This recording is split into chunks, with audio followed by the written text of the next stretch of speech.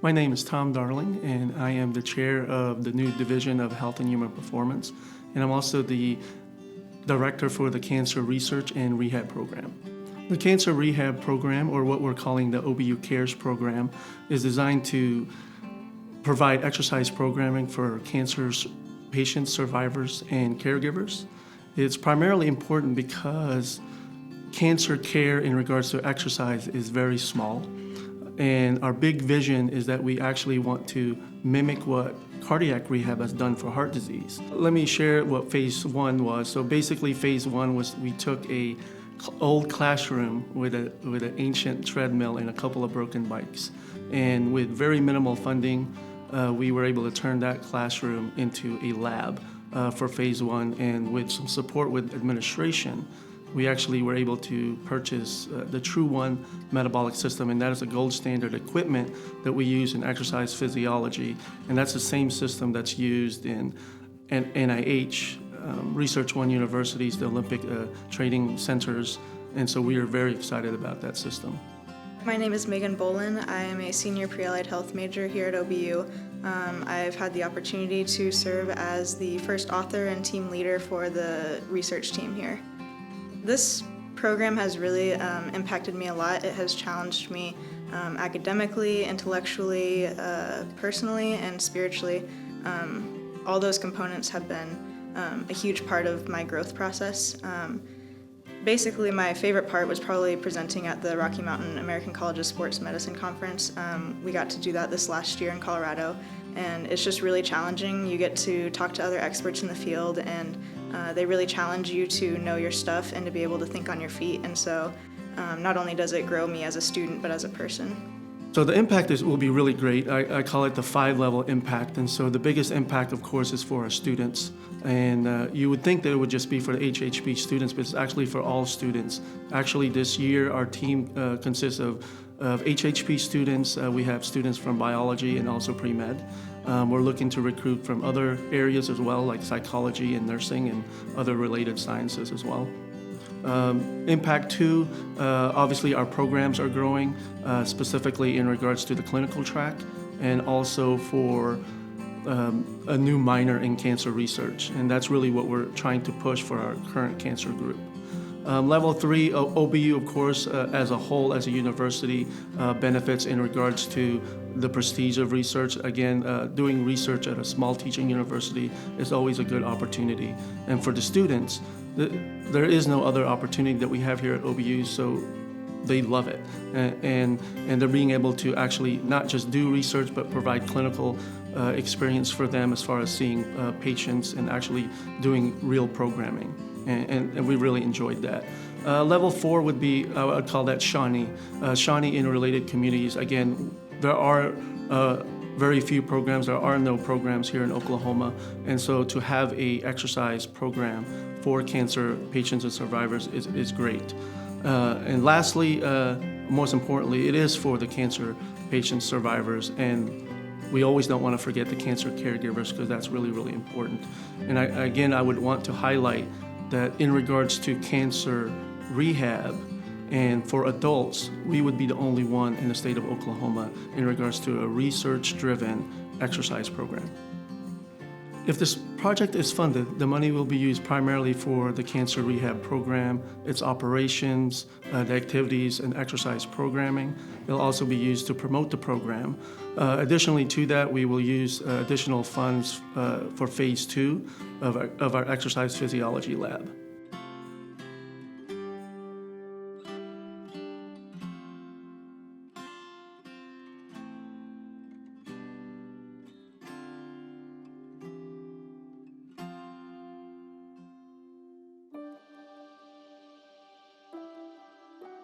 I'm Hunter Doucette. I'm a senior political science major and student body president. In the past few years, significant investments on campus have been made to enhance security and safety. Women in Vision alone have invested over $110,000 to further the mission of safety and security at OBU. In 2015, they provided funding for additional lighting on campus, and in 2016, they provided funding for keyless card access technologies in all major buildings on campus. In addition, OBU has a fully trained police department with 2 CLEAT certified officers on duty 24/7. And in the next few months, OBU will be implementing an ID badge system. If funded, this project further enhances safety and security on campus by installing additional keyless card access entries as well as additional cameras in those areas that need it most. Additionally, the project will add lighting on campus to places that are still dark. These enhancements are important on campus because it sends a message to the family, to parents, students, faculty, and staff that OBU cares about safety and security. And students have a lot on their mind as is. They have to balance schoolwork, they have to balance their social lives, things going on at home perhaps, and to have to worry about one more thing. That just shouldn't have to be the case. It's not something you really think about being a part of your college experience is safety, and that's because it shouldn't have to be.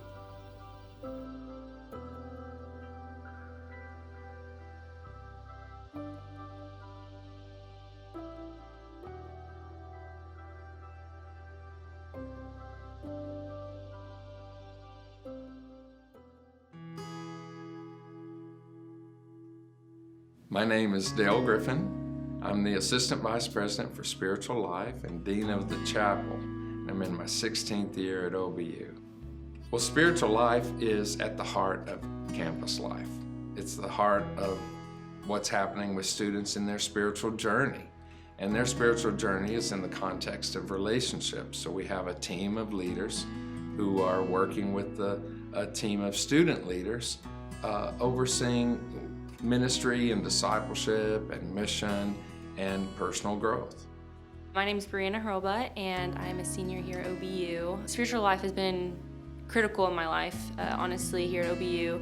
I'm from Utah and didn't have really anyone to pour into me, and poured out and poured out and poured out. And so when I came here, I have thoroughly enjoyed and grown so much in my faith just because I've had people here on campus, whether it be faculty or students involved in spiritual life, just pour into my life and give me wisdom and challenge me in my faith. And also being on the track team and wanting to be a part of ministry here, having people pour into you is so important when you're wanting to pour out.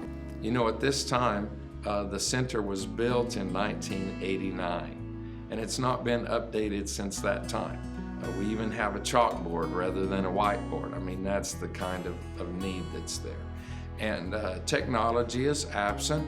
You know, we bring technology in when we have special events. And when we're talking about global outreach trip orientation, when we're talking about noondays that's every week, local ministry preparation, leadership training, men's ministry, women's ministry, every week we see hundreds of students come through that center. And even though they enjoy being with each other and they overlook the fact that everything's outdated and that the technology's not there, I think it still has its impact that I was expecting something else.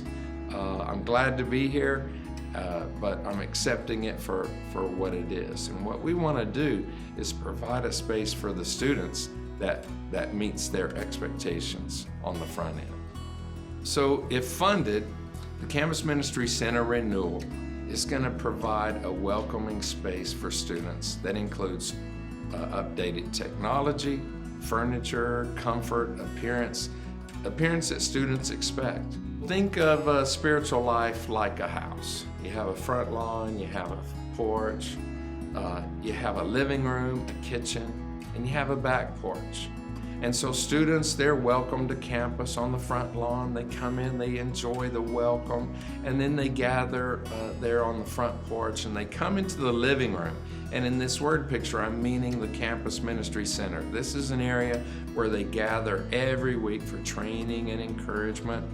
And then they're in the kitchen. That's where they're fed. It's a little bit more of an intimate setting where they're going to be sharing their hearts in a personal way. And then the back porch actually has an oceanfront view where they're looking at the nations. And they're saying, we want to bring glory and honor to God, not only in our lives, in our personal development, but also we want to bring glory to God by bringing the nations to worship Him. And so the impact is going to be encouragement in this process of spiritual development.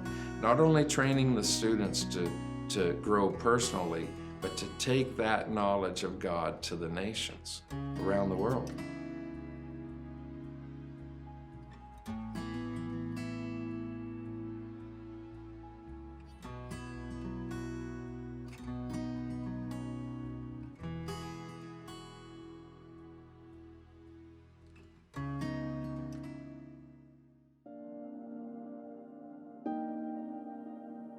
My name is Lori Hagans. I'm the Executive Director of the OBU Alumni Association. I came to work on Bison Hill the fall of 1999, the week of homecoming. Since then, I have had the privilege of inducting several thousand alumni or graduates into the Alumni Association, including my 2 daughters and son-in-law. The fountain was originally funded by the class of 1938 as their class gift. The May 1938 issue of the Bison reports that class members were asked to bring a stone from his or her hometown to be placed in the concrete benches facing the fountain. 53 years later, the class of 1991 raised $30,000 to renovate and bring life back to the fountain. The fountain has been part of campus life for almost 8 decades, serving as a beautiful spot to gather, a sanctuary of sorts, and even a garden for prayer. It has hosted prom pictures, senior pictures, and even at least one wedding that I know of. During Welcome Week, it has hosted groups of freshmen finding their way on Bison Hill while forming relationships that will last a lifetime. It is a place where they begin that significant walk that truly signifies their becoming part of the OBU family and emphasizes the magnitude of the journey they are embarking upon. My name is Liz Justice, and I am currently the Assistant Professor of Special Education, and I teach all of our future educators here at OBU. Well, my family is incredibly invested in OBU. We now have our 4th generation of OBU students right here on campus. My grandparents, my granddad, and some of his siblings were here in the 40s. My parents graduated, and some of their family siblings in the 70s, and then my sister and myself, we were here in the early to mid-90s, and now are the 4th generation. We've had a couple that have graduated of nieces and nephews, and my daughter is actually on campus now. So we are very invested in OBU. The fountain, what it represents to me, it's kind of a little bit hard to explain as well, but tradition, history, legacy, all of those things are what the fountain represents. You know, when I was young, I was a future Bison. It was always what I was going to be. When I got older and I came to school and was a Bison, it was all the excitement. And every time I saw that oval, I was reminded of history, but also the future. And even now, my office is perfectly situated that I have an amazing view of the oval and of the fountain. And I am able to look out and see and rehash some of those feelings of what that fountain means, what it represents, the family, the tradition, the legacy, all of those things.